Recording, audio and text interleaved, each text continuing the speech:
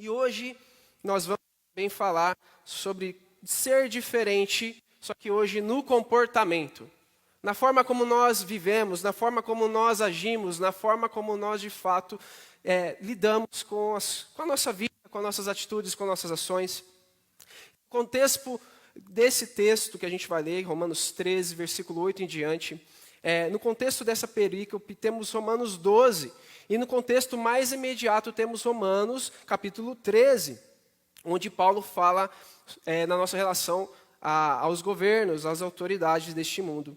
E não é por acaso que ele começa a descrever, logo após falar sobre as autoridades, a respeito do amor, que é o elo perfeito que nós devemos viver, da forma impressionante como o cristão vive. E antes disso ele também fala sobre o amor.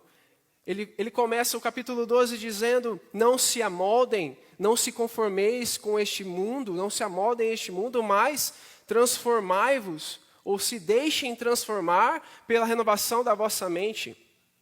E isso tudo começa a ganhar mais e mais intensidade, à medida que o apóstolo Paulo vai cada vez mais esboçando, expressando e demonstrando como o amor, de fato, é a atitude mais certeira que nós possamos viver, que nós podemos viver. E é interessante isso, porque ele fala justamente sobre a relação nossa com os governos, né, com as autoridades, e talvez nós possamos ter uma atitude avessa, completamente contrária à atual autoridade que está no governo. Eu lembro um tempo atrás da ex-presidente, né, a Dilma, e como alguns a tratavam, mencionavam ela com um certo asco, com certa raiva, um certo desprezo.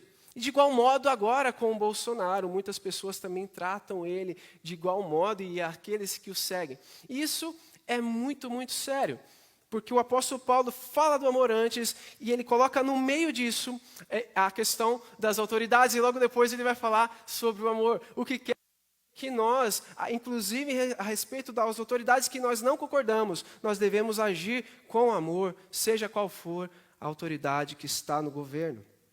E olha, eu pensei muito em qual tema colocar nessa pregação, nessa mensagem de hoje. Estava até conversando com o pastor Edinho sobre isso, e nós trocamos algumas ideias, e eu cheguei à conclusão de que o apóstolo Paulo realmente quer falar a respeito de comportamento nessa parte. Eu vou dar alguns exemplos, porque eu optei por diferente no comportamento. Primeiro, antigamente, ser cristão era um sinônimo direto de ser diferente. Quando nós pensávamos quando nós mencionávamos, eu sou cristão, etc., etc., as pessoas já imaginavam, essa pessoa, ela é diferente. Ela é esquisita, para não dizer, diferente para não dizer esquisito, né? Era assim que as pessoas nos viam, era um sinônimo direto. Essa pessoa, ela não bebe, né? Ela não fuma, essas coisas. Mas também tinha uma coisa a mais, era diferente dentro de si. Nós cantamos aqui que flua um manancial de água vivas, né? Dá um coração igual ao teu. Nós éramos reconhecidos dessa forma. Mas aconteceu no decorrer do caminho, em que, infelizmente, ser cristão já não é um sinônimo de ser diferente. Às vezes é um sinônimo de ser pior do que se vê.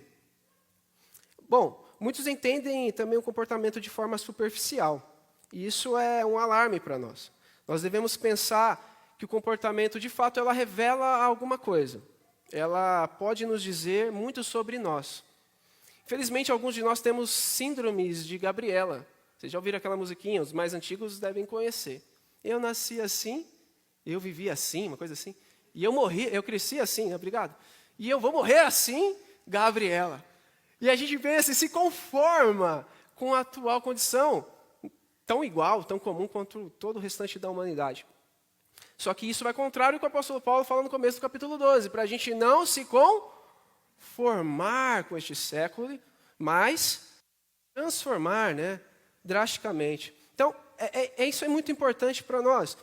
Nós devemos deixar ser transformados pela palavra de Deus, pelo Espírito de Deus, e não se conformar com os nossos pecados, não se conformar com os nossos comportamentos tortos.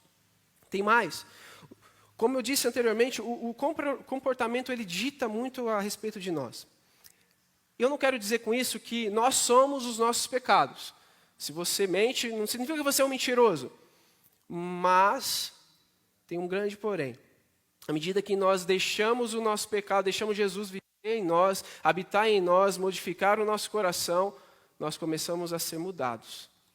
E isso, então, de certa forma, dita um pouquinho a respeito da nossa fé, a qualidade da nossa fé, em quem nós temos vivido, em quem nós temos depositado a nossa vida, em quem nós temos descansado, em quem nós temos, de fato, sendo transformados à medida do que a gente vai vivendo. E eu acredito também, ainda mais fortemente, que o apóstolo Paulo ele quis realmente falar sobre isso aos irmãos de Roma. Ele começa falando sobre isso no capítulo 12, e ele vai terminar agora no capítulo 13, dizendo, nós somos diferentes, então nós agimos assim, dessa forma, nós agimos dessa forma em outra situação, nós agimos dessa forma em outra situação, e assim por diante. Mas eu volto àquela pergunta, o que será que aconteceu, gente? O que aconteceu para que os nossos comportamentos não revelassem a glória de Deus para todo o restante do mundo? O que aconteceu para nós sermos tão iguais, tão mais do mesmo, diante da sociedade que nos cerca, diante de tudo que nós vivemos? E aí, vamos lá então, Romanos capítulo 13, versículo 8. Não devam nada a ninguém, a não ser o amor de uns pelos outros. Quem ama seu próximo cumpre os requisitos da lei. E eu acredito piamente que o principal motivo se encontra dentro de nós não revelarmos a glória de Deus com nossas atitudes. Ou seja, dentro de nós, o nosso amor ou a falta de amor. O que o apóstolo Paulo começa a dizer é que nós não devemos dever nada a ninguém. Isso é interessante. Nada a ninguém, nada de fato a ninguém. E ele fala um pouquinho antes, aqueles que você deve impostos, pague impostos, tributo, pague tributo, honra, dê honra, e assim por diante. Então, nós não devemos dever essas coisas para ninguém. De fato, às vezes a gente pode estar em dívida, né? Pagando casa, pagando carro, pagando celular, enfim. É normal, só que nós não devemos deixar que essas coisas cresçam e virem uma bola de neve. Até porque é interessante isso. Antigamente se vendia fiado, né? Hoje em dia não tem mais isso. Põe na minha conta, sou cristão. Opa, beleza, Zé Crente vai pagar. Hoje em dia, Zé Crente é aí que eu tenho medo. Eu lembro de um rapaz que eu trabalhava, e ele dizia que as pessoas que dirigiam pior que ele conhecia eram os cristãos. Eu falei, por quê? Porque eu vejo sempre no carro aquela placa, aquele adesivo escrito nas mãos de Deus. E aí ele até brincou, eu acredito que ele corre daquela forma porque ele pensa que Deus vai livrar ele de todos os acidentes. E eu fiquei pensando, meu Deus, que coisa, infelizmente, às vezes nós não damos o testemunho adequado. Mas há uma coisa que nós sempre temos que dever, isto é o amor. O amor é algo que nós estamos sempre em dívida. O amor ao próximo, o amor ao nosso semelhante, isso nós jamais iremos quitar e jamais podemos quitar. E que tipo de amor é esse que o apóstolo Paulo está falando? Nós, muitas vezes, entendemos o amor como um sentimento, um mero sentimento, não é verdade? Ou um tipo de afeição.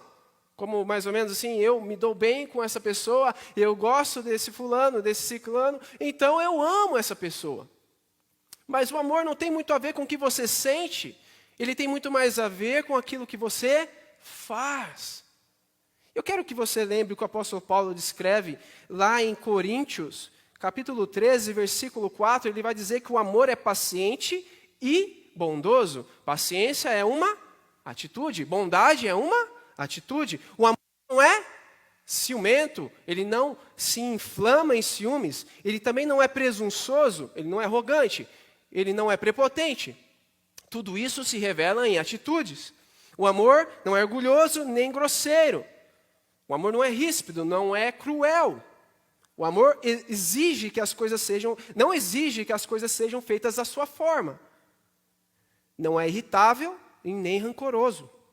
Não se alegra com injustiça, mas sim com a verdade. O amor nunca desiste, nunca perde a fé, sempre tem esperança e sempre se mantém firme.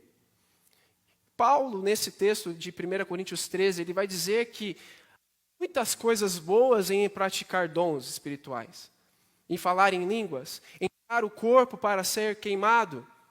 Olha só, até mesmo isso pode ser um sinal de falta de amor. E ele vai dizer isso de várias formas, porque os irmãos de Coríntios eram pessoas cheias de espiritualidades externas, mas não possuíam amor um para com os outros.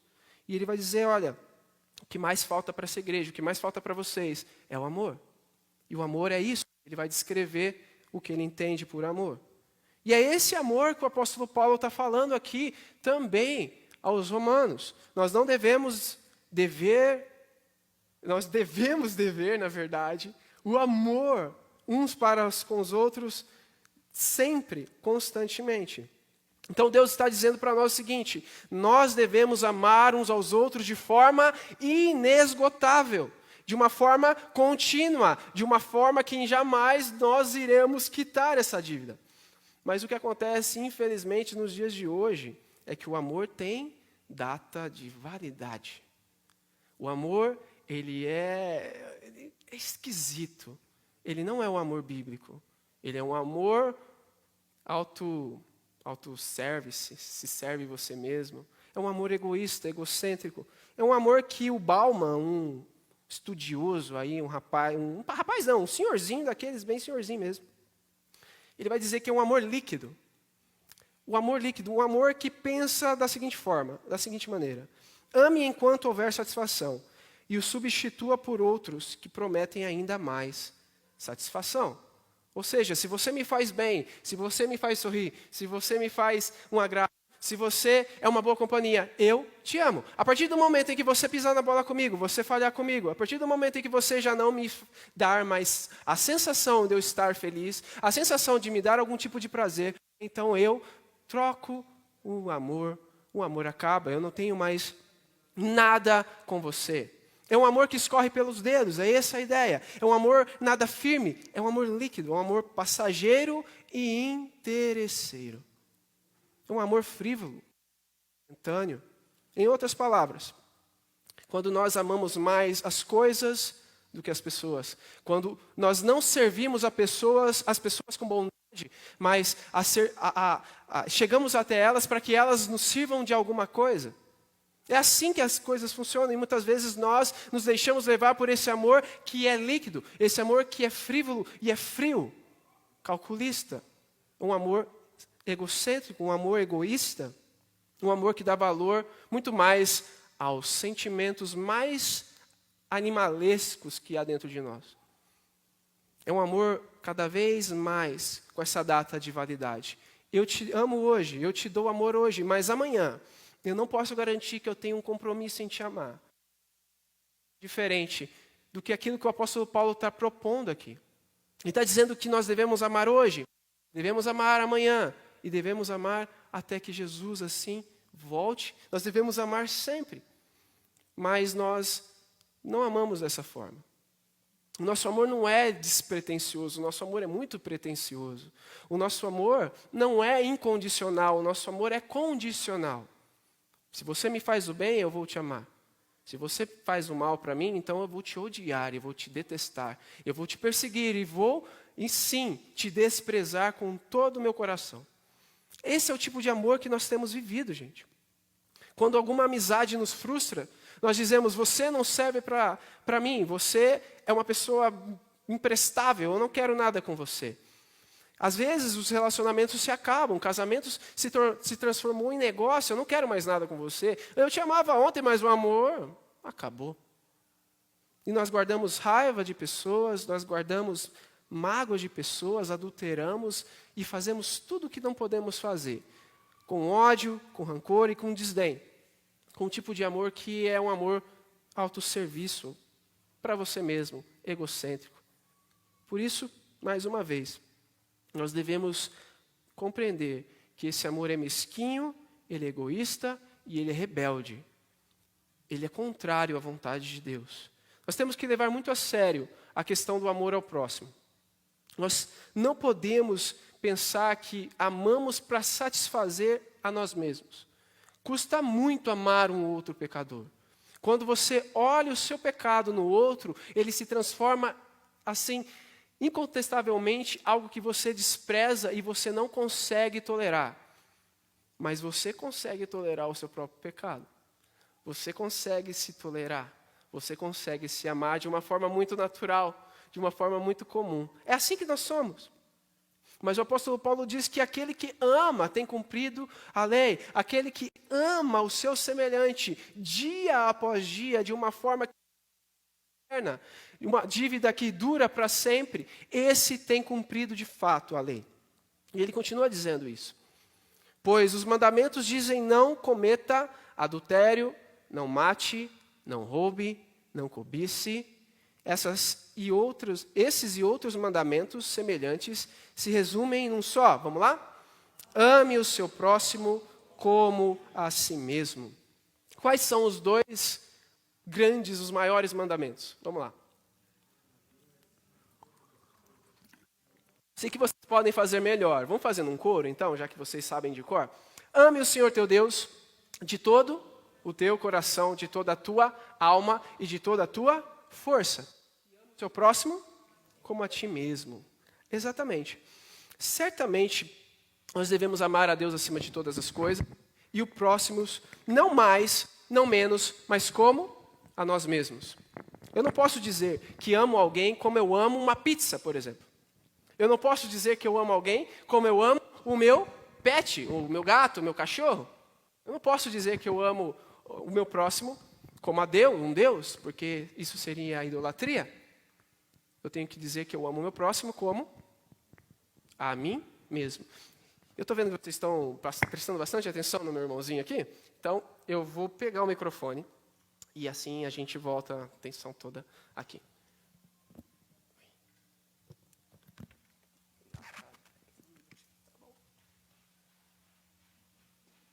Ele vai lá resolver.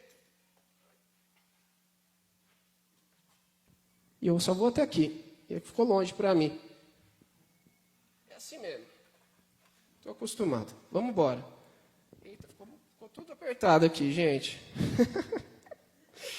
Bom, nós devemos amar o próximo como a nós mesmos. Nem mais, nem menos. Esse é o grande desafio. O nosso coração ele é confuso, ele vai criando, sabe, vai nos sabotando. O nosso coração ele é corrompido, desesperadamente corrompido. É assim que as Escrituras nos descrevem. Olha só, fez mágica. Obrigado. Vou voltar para cá de novo. E é isso, gente. Você já fez essa pergunta? Assim, a seguinte pergunta: como eu me amo? Você já fez essa pergunta? Eu me amo demais. Eu me amo muito pouco. Eu me amo moderadamente. Você já fez essa pergunta? A forma como você se ama? Então, eu acho que essa é a pergunta mais importante para a gente entender a questão de amar o nosso próximo como a nós mesmos. Existe coisas em você que você detesta? Sim ou não? Ufa! Porque eu estou cheio de coisa que eu detesto. Se vocês falassem, não, eu amo tudo em mim, eu falo, poxa, Jesus, leva eles para o céu, porque estão muito perfeitos.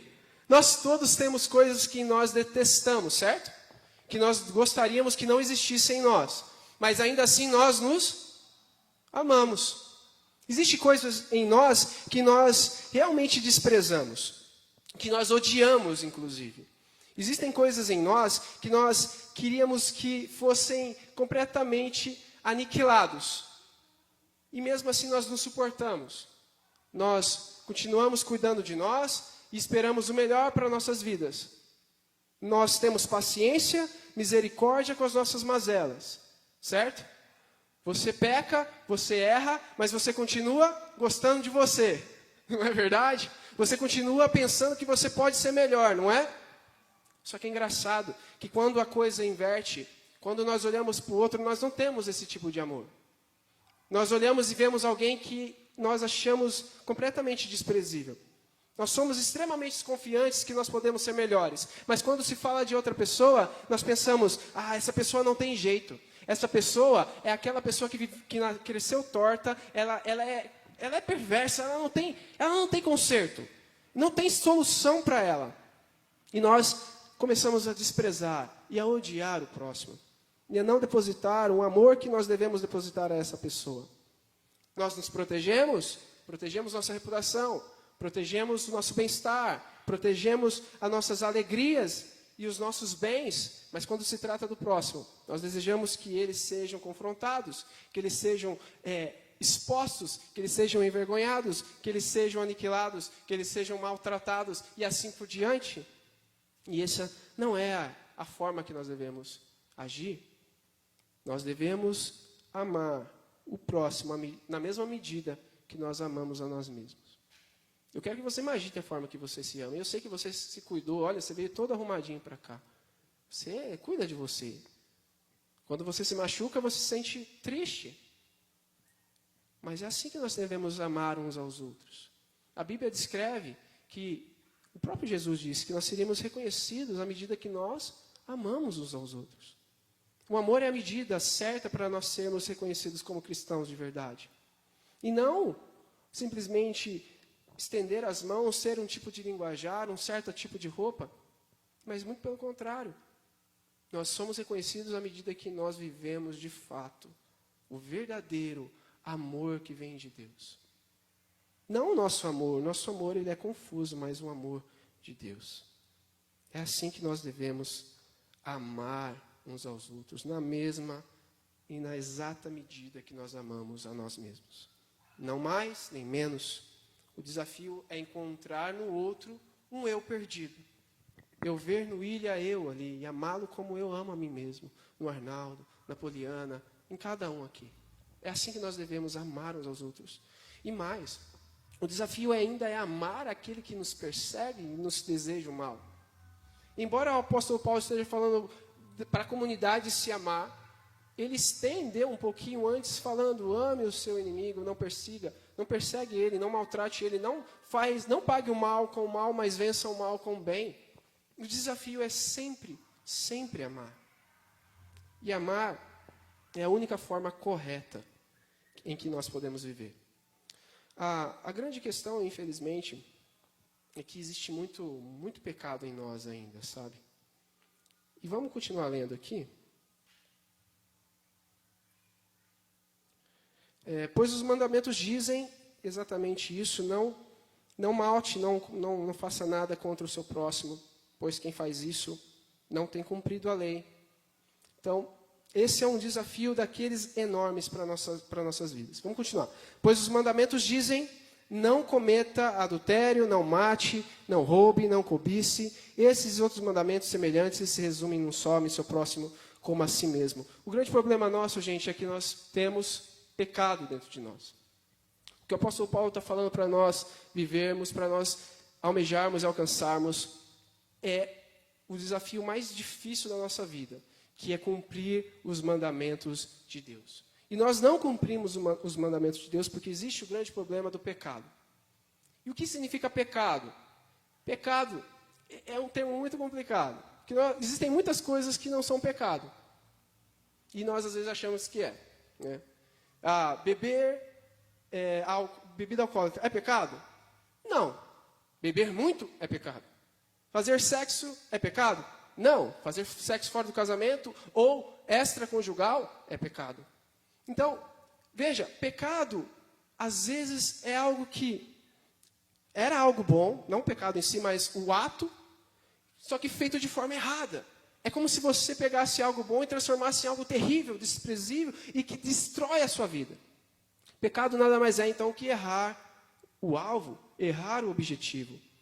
Erramos o alvo quando amamos mais a nós mesmos do que os outros. Erramos o alvo quando amamos mais os outros do que a Deus. Erramos o alvo quando amamos mais a nós mesmos do que a Deus. E assim por diante. O problema é que esse amor egoísta que eu estou referindo aqui o tempo todo, esse amor narcisista que olha só para si mesmo, ele vai nos levar bem para longe. E tão longe que a gente vai ficar sozinho com nós mesmos. Nós pensamos que controlamos a situação quando estamos vivendo para nós. Nós, às vezes, pensamos até que estamos por cima de tudo e que estamos reinando. Mas, na verdade, quem está reinando é a carne. É o pior que pode ter dentro de nós. É quem está nos dominando. O apóstolo Paulo falou aqui, não cometa adultério, não mate, não roube, não cobice. Todas essas atitudes são perversas, são ruins. Quando a carne governa, adultério, assassinato, cobiça, desonrar pai e mãe, roubo e coisas semelhantes que fazemos se transformam em coisas comuns. E o mal, o pior de nós vem à tona. Quando a carne impera, nós pensamos que estamos vivendo da melhor forma possível e nos sabotamos e nos transformamos na pior versão de nós mesmos. Toda a podridão do nosso coração, a nossa pior situação, a nossa pior versão vem à tona. Em outras palavras, gente, toda vez que nós amamos mais a nós mesmos, nós estamos trazendo à tona toda a carne, toda a atitude longe da vontade de Deus. Somente aquele que ama o seu próximo como a si mesmo tem cumprido a lei. É o amor, gente, que determina todas as nossas atitudes. É o amor que determina os nossos comportamentos. Se amamos a Jesus acima de tudo, e de tudo, todas as coisas, então nós não vamos adulterar, nós não vamos matar, nós não vamos cobiçar, nós não vamos roubar. Se nós amamos a Deus acima de tudo, então nós também colocaremos o nosso próximo com grande valor. E nós olharemos para essas pessoas com aquele valor que Deus as vê. E então seremos capazes de amá-las como nós amamos a nós mesmos. Mas, quando nós não amamos, nós descumprimos os mandamentos de Deus e nos rebelamos contra a sua vontade. Eu gostaria de continuar com um versículo muito interessante, que diz assim: o amor não faz o mal ao próximo. Portanto, o amor cumpre todas as exigências da lei. Somente no amor que nós podemos, de fato, viver essa verdade. É somente quando nós amamos da forma correta que nós podemos viver essa verdade. Tem uma frase muito legal. Eu gosto de filme, tá, gente? Esse filme aí é antigo. Muita gente não conhece, os mais novos, eu acho. Mas tem muita gente aqui que eu sei que conhece. É o filme Coração Valente, que foi aí estrelado pelo Mel Gibson. E ele disse, lá para o final do filme já quase, todo homem morre, mas nem todo homem vive de fato. Muitos estão vivos, respirando, falam e alguns até pensam, mas poucos estão vivendo verdadeiramente. Em 1 João, capítulo 3, versículo 14, está escrito o seguinte: se amamos nossos irmãos, significa que passamos da morte para a vida. Mas quem não ama, continua morto. Eu sei que tem muito disso, né? As pessoas, elas têm medo de amar. Nós reconhecemos que o amor, ele custa muito. E, geralmente, o amor, ele tem que ser autossacrifício, ele tem que ser sacrificial. Não existe como uma maneira de nós amarmos de verdade se nós não nos sacrificarmos. A própria descrição que o apóstolo Paulo fala sobre o amor, ele fala sobre isso. O amor tudo sofre, tudo crê, tudo espera e tudo suporta. Mas ele fala também que o amor jamais morre. O amor vence. O amor é a única forma de nós vivermos de verdade, gente. O medo de nós de amarmos os outros, de sermos machucados pelas pessoas, de ter o coração partido e coisas parecidas, nós não devemos alimentar isso. Porque o amor, ele é sacrifício. Uma mãe, quando deseja proteger o seu filho, ela faz qualquer coisa por aquela criança. Um pai, da mesma forma. O marido, pela esposa. O amor, ele é sacrificial, gente. Não tem como nós amarmos de verdade sem realmente um pouco de sofrimento. Pelo menos aqui nesse mundo. Nós devemos viver dessa forma. Amar de uma forma abundante, de uma forma real, de uma forma forte, da forma com que Deus nos ama e deseja que nós amemos. E nós só podemos amar assim, se nós temos vida de verdade. Se nós temos vida em Deus. Se nós temos vida no Espírito Santo de Deus. Ninguém é capaz de amar da forma como a Bíblia descreve, dessa forma que o apóstolo Paulo está falando, sem o auxílio e o poder do Espírito Santo. Nenhum de nós, na carne, pode amar de verdade. Eu vou frisar essa frase de novo. Nenhum de nós, por nós mesmos, em nossa natureza, podemos amar de verdade. Nós sempre seremos controlados pelos nossos instintos egoístas, pelos nossos instintos mesquinhos, e nós não seremos capazes de abrir mão dos nossos quereres, dos nossos prazeres, a não ser pelo poder e pela ação poderosa e transformadora do Espírito Santo dentro de nós. Meus irmãos, viver o amor é um assunto de extrema urgência. A Bíblia descreve que os dias são curtos e que o amor esfriaria em muitos. É o que a Bíblia afirma. Vamos continuar o texto. Ele vai dizer o seguinte: tudo isso é ainda mais urgente, porque vocês sabem como é tarde. O tempo está se esgotando. Despertem, pois nossa salvação está mais próxima agora do que quando no início. Nós entendemos o tempo da seguinte forma: segundos, minutos, horas, dias, semanas, meses, ano, etc. Mas a Bíblia não entende o tempo assim. O apóstolo Paulo não entende o tempo assim. Deus não entende o tempo assim. Deus, ele tem o tempo fora de si. Ele não tem o tempo. Para ele não existe passado, presente e futuro. Deus é eterno. O apóstolo Paulo está tentando mostrar para os irmãos a perspectiva de Deus do tempo. Ele está dizendo que é urgente. O tempo para Deus é urgente. Desde aquele momento. Desde 2000 anos atrás. E ele está dizendo que os dias estão se esgotando. Se estavam se esgotando 2000 anos atrás, o que dirá agora? Está muito mais próximo. O tempo é tarde, a noite está acabando, gente. Para Deus, existe a primeira vinda de Jesus e a segunda vinda de Jesus. A segunda vinda de Jesus será iminente, será, sei lá quando, mas em breve. Se era breve naquele momento, muito mais agora. O tempo em que Jesus está voltando está cada vez mais próximo. Está se findando os dias. Eu não sei vocês, mas eu tenho a sensação de que o tempo está passando cada vez mais rápido. Os dias estão cada vez mais encurtados. De repente já estamos em agosto, quase acabando agosto. E olha só, 2021 já está quase acabando. Os dias são maus, pessoal. O tempo está cada vez menor. Meus irmãos, se nós soubéssemos exatamente o dia e a hora, se Deus nos desse a hora marcada para a sua volta, como cada um de nós viveríamos? Se você soubesse que daqui 3 dias Jesus está às portas, ele está voltando aos céus glorioso com seus anjos, de que forma você viveria? Você viveria como quem está dormindo? Você viveria disperso? Você viveria uma vida sonolenta?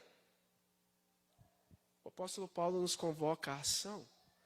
Ele convoca que os nossos comportamentos possam nos mover e nos despertar. E nos acordar para a realidade. Jesus está voltando. Ele está próximo. É urgente. Ele dá esse senso de urgência, de pressa. Ele nos convoca a isso. A noite está quase acabando. E logo vem o dia. Portanto, deixem de lado as obras das trevas como se fossem roupas sujas e vistam a armadura de Deus. Paulo nos convoca, então, a desprezar por completo as obras da carne como roupas imundas. E então nos indica o caminho para vestirmos a armadura da luz.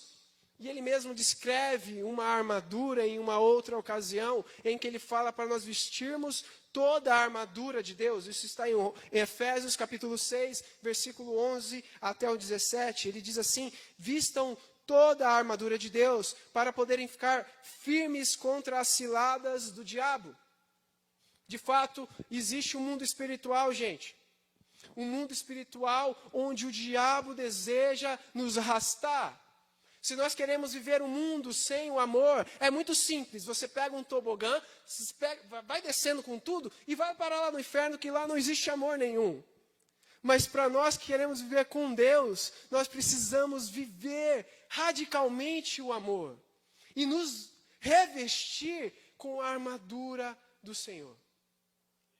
O fato é o seguinte, gente, ou nós vivemos as roupas imundas que a carne nos propõe, então nós vivemos desprezando os outros, fofocando, pegando as nossas mãos para fazer mal, correndo os nossos pés para pecar, usar a nossa língua para o mal, ou nós nos revestimos com a armadura de Deus, que é contra todas essas ciladas do inimigo, e vivemos aquilo que Deus quer para nós, de uma forma plena, de uma forma abundante. E a armadura de Deus é essa. E ele continua dizendo lá, pois a nossa luta não é contra pessoas, nós não devemos desprezar as pessoas, nós não devemos odiar as pessoas, nós devemos amar as pessoas, nós devemos ter paciência com elas como temos com nós mesmos. Mas nossas lutas é contra os poderes e as autoridades que dominam este mundo de trevas, contra as forças espirituais do mal nas regiões celestiais. Para essas autoridades, essas potestades que imperam na noite, nossas lutas são contra esses seres. Por isso, vistam toda a armadura de Deus para que possam resistir no dia mau. E o dia mau pode ser tanta coisa, gente. Pode ser o dia em que você não consegue suportar olhar para sua esposa. Pode ser o dia que você quer, sabe, se fosse capaz, sumir com o seu filho. Ou sumir com o seu patrão. Os dias maus podem ser quando o mal está cada vez mais perto de você e parece que as trevas estão te dominando. A armadura da luz trará a verdade ao seu coração e expurgará todo o mal da sua vida. E ele continua dizendo, assim mantenham-se firmes, e aí ele vai dizer cada aspecto dessa armadura, cingindo-se com o cinto da verdade, se apeguem à verdade. Vistam-se a couraça da justiça, não a própria, mas a de Jesus Cristo. E tendo-os os pés calçados com a prontidão do evangelho da paz. Nós não corremos para fazer guerra. Nós corremos para reconciliar as pessoas com Deus. É o lema da nossa igreja. Reconciliar pessoas com Deus e levá-las à maturidade cristã. Além disso, usem o escudo da fé, com o qual vocês poderão apagar todas as setas inflamadas do maligno. Usem o capacete da salvação. Tenham em mente que vocês não pertencem a este mundo. Tenham na sua cabeça, sempre no seu intelecto, que você é uma nova criatura em Jesus Cristo. Que a sua salvação é garantida nele. E que você vive de acordo com essa salvação. E tenha também desembainhada a espada do Espírito, que é a palavra de Deus. Nós não guerreamos com palavras humanas. Nós não guerreamos com o poder e a eloquência humana. Nós guerreamos com a palavra viva de Deus. É isso que nós devemos aprender com o apóstolo Paulo, é isso que nós aprendemos com o Espírito Santo aqui. O apóstolo Paulo ele vai usar uma outra figura aqui, para dizer sobre a conduta cristã, e ele vai dizer a respeito do uso ali da noite e do dia. Tudo isso é ainda mais urgente, ele vai dizer que é tarde, né? O tempo está se esgotando. E ele até fala, despertem, vocês estão dormindo. Vocês não podem viver assim. E aí ele vai dizer que nós devemos estar cada vez mais atentos, porque a salvação está cada vez mais próxima. Aí no versículo 12, a noite está quase acabando. Porque embora a noite seja uma realidade, nós não pertencemos à noite. Nós pertencemos àqueles que vivem como se vivessem no dia. É muito interessante isso. Porque ele vai dizer isso agora, olha no versículo de número 13. Uma vez que pertencemos ao dia, vivamos com decência à vista de todos. Não participem de festanças desregradas, de bebedeiras, de promiscuidade sexual e de práticas imorais. E não se envolvam em brigas nem em invejas. o apóstolo Paulo ele acaba sendo bem categórico aqui. Vocês pertencem ao dia, ainda que esteja à noite. Olha que interessante. Ele está falando, a noite está acabando, ou seja, o tempo de trevas, o tempo de escuridão está chegando ao fim. Mas embora esteja à noite, vocês vivem como quem vive de dia. E por que ele fala isso? Porque antigamente, hoje já nem tanto, mas antigamente, se as pessoas quando queriam viver essas bagunças aqui mencionadas, festanças desregradas, né, bebedeiras de todo tipo, promiscuidade sexual e práticas imorais, eles não faziam isso à luz da claridade do dia. As pessoas procuravam a calada da noite e praticavam essas atitudes.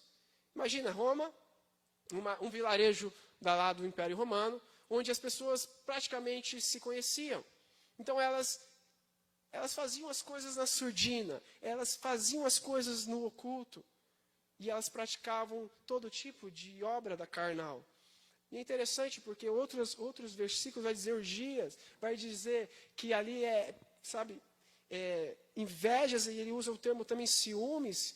Então tem várias situações em que ele descreve as obras da carne como quem faz as coisas na escuridão, como quem faz as coisas no meio das trevas.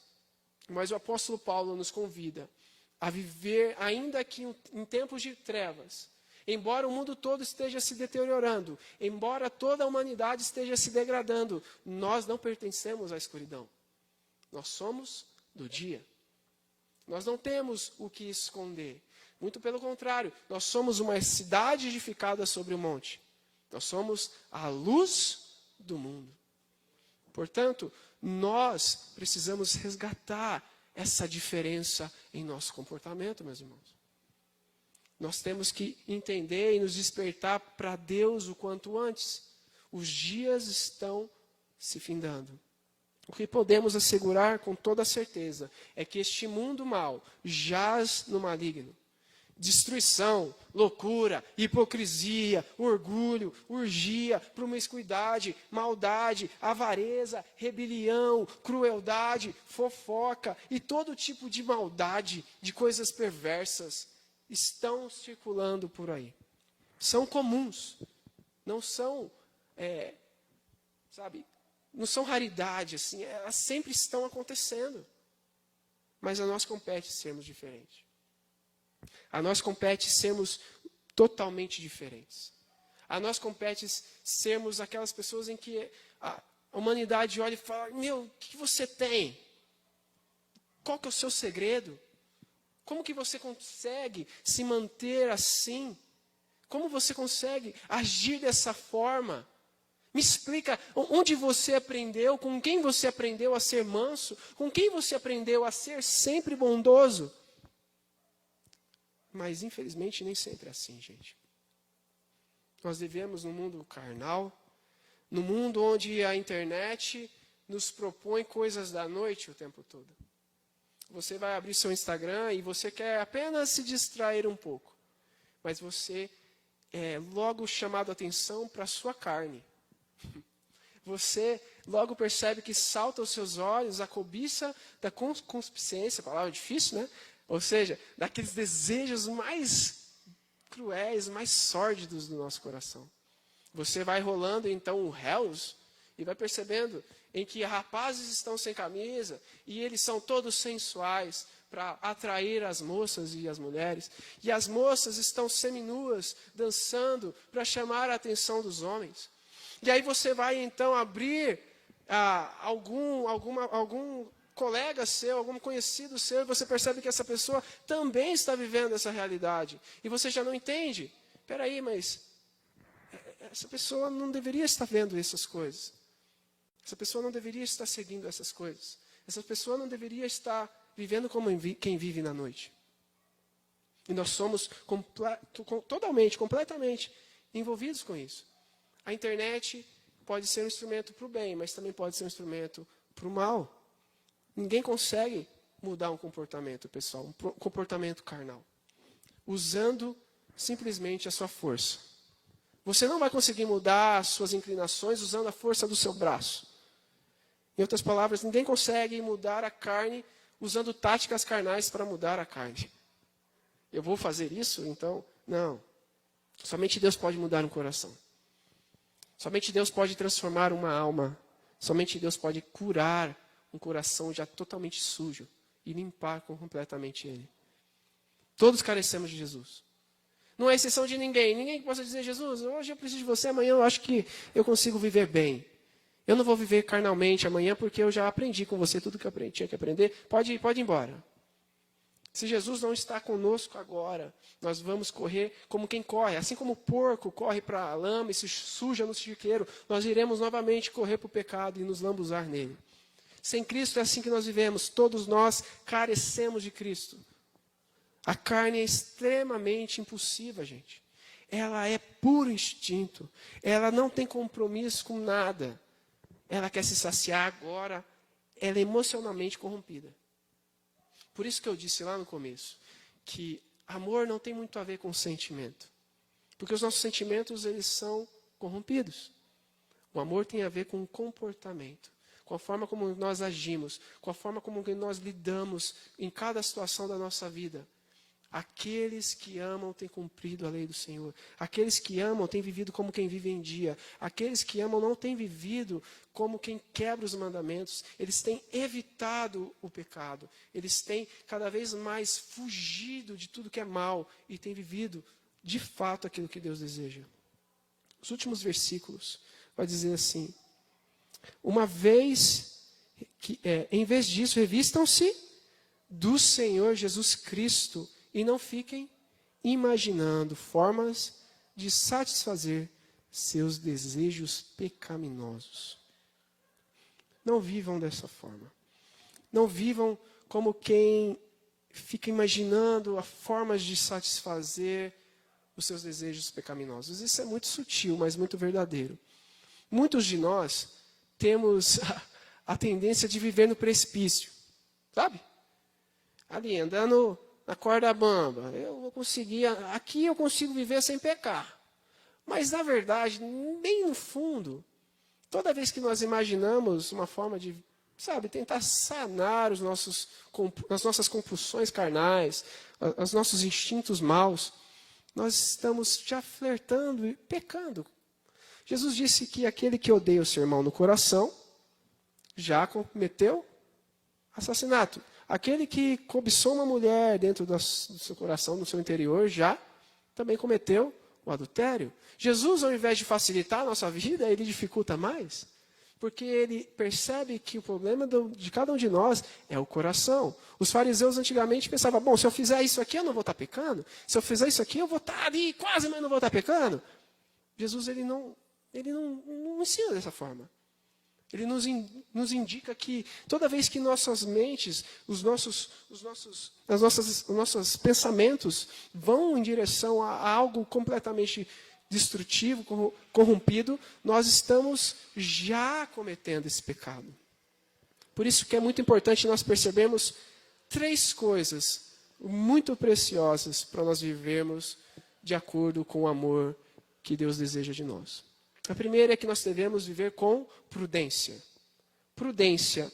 Prudência é muito importante, porque tem muitos, e às vezes nós pensamos assim, devemos tirar esse tipo de pensamento, mas nós pensamos assim, posso viver como um tolo, como um doido, desde que eu seja bonzinho, meu coração assim, é bondoso, eu peco bastante, eu sei, eu erro muito, mas eu tenho um coração bom.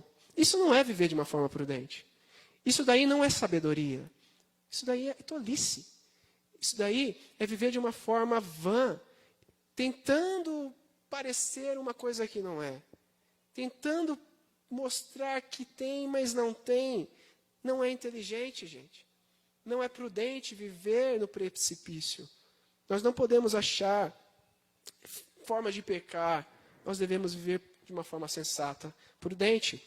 Mas existe uma coisa muito interessante que nós percebemos nesses versículos também. O amor é equilibrado. E aqui eu vou usar o termo temperança. Nós precisamos ter temperança. Esse termo foi usado muito errado por muito tempo, sempre associado a bebidas alcoólicas. Como os alcoólatras não têm temperança. Mas qualquer pecado desenfreado é um tipo de vício É um tipo de algo que pode nos levar a ser cada vez mais desenfreado na forma de viver. Por isso Jesus fala para nós vivermos de forma moderada, sensata, pelo Espírito. Por isso que um dos frutos ali, o fruto do Espírito é domínio próprio. Nós precisamos alimentar em nós, nutrir em nós a temperança do amor. Essa temperança que vive de forma equilibrada. Muitas vezes nós temos, impulsos e agimos de forma impulsiva. Nós respondemos rispidamente, nós logo nos irritamos. Isso tudo é contrário ao amor que Jesus está querendo nos ensinar. E por último, quando nós notamos aqui em todos esses versículos que o amor ele é puro bondade, ele é pura bondade.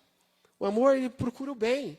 Ele investe a vida dele para fazer o bem ao próximo, a servir ao próximo e não ser servido dessas pessoas, mas servir elas sem esperar nada.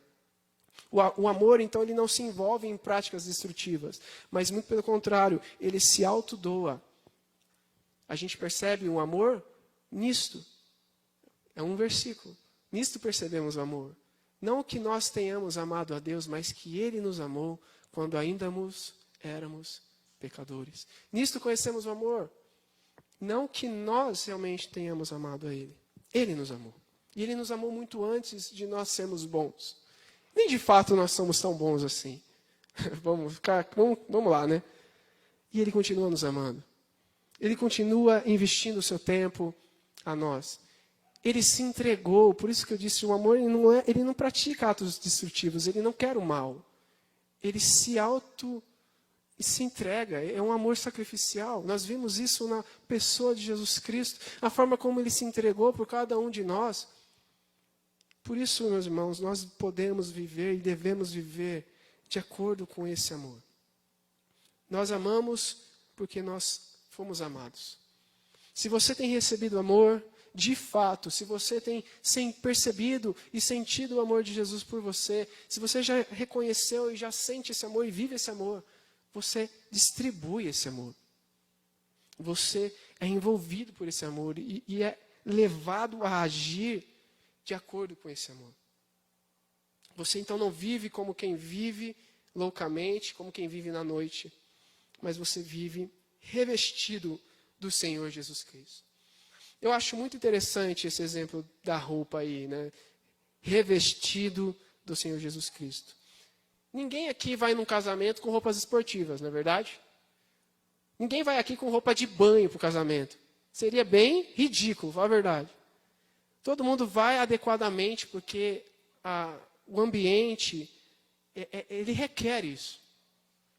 A pessoa que está sendo ali, está casando, você gosta daquela pessoa, então você se veste para honrar aquela pessoa também. Você coloca a melhor roupa.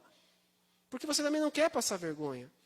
Você não quer ser envergonhado, você quer viver de uma forma digna. Porque as roupas, pessoal, dignificam as pessoas. Elas ditam a forma como as pessoas vivem.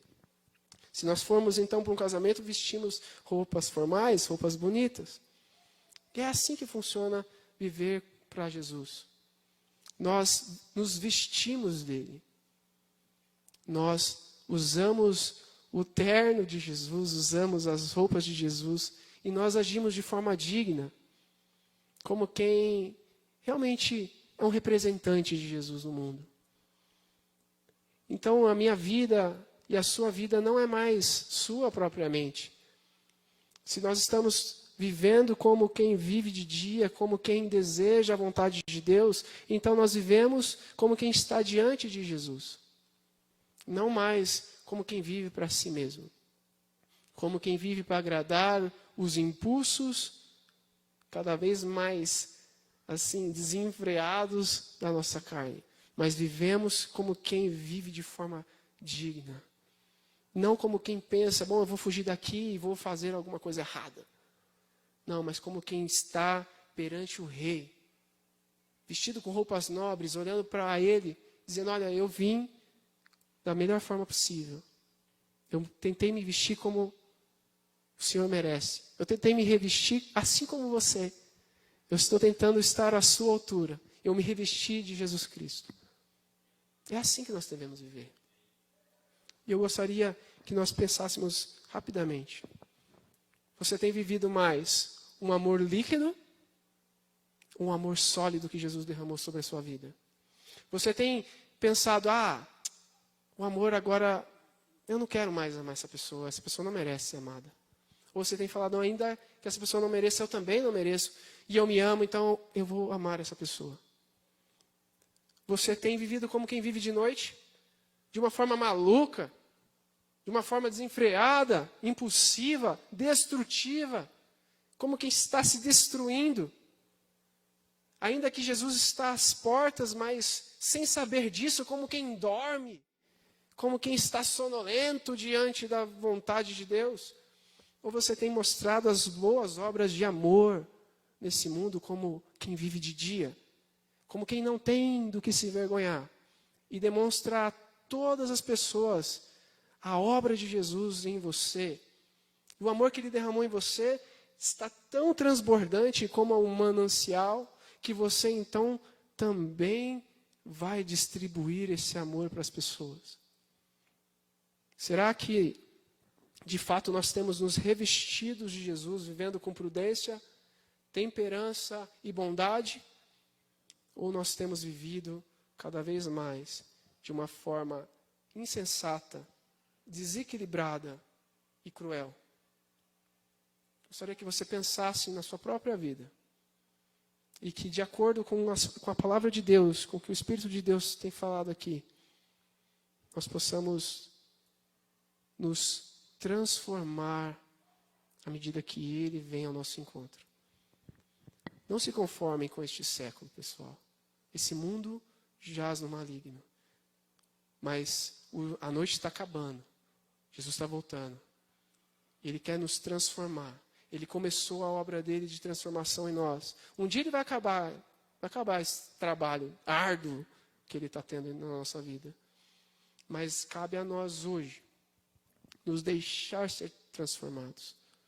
Há muitos de nós que, infelizmente, têm resistido ao Espírito Santo. Muitos de nós que, infelizmente, têm vivido de forma totalmente contrária ao que Deus deseja. Não importa a sua posição, não importa a sua condição, não importa o que você faz da sua vida, mas importa a forma como você tem se comportado, a forma como você tem vivido, a forma se Deus de fato está em você ou não, se você tem tido comunhão com Ele ou não. E é um momento muito sério. É um momento de nós revermos isso e pensarmos, será que de fato eu estou revestido de Jesus Cristo? Será que Ele é o dono da minha vida? Será que eu amo da forma que Ele mandou eu amar? Será que os meus amores estão totalmente tortos? Será que a prioridade número 1 da minha vida sou eu mesmo? Será que eu tenho olhado para o meu próprio umbigo e apenas isso? Será que eu consigo olhar para o próximo e ver uma pessoa tão parecida comigo, tão perdida quanto eu, tão necessitada de Jesus quanto eu, e amá-lo, e desejar o bem, e trabalhar pelo bem dessa pessoa? Vamos orar.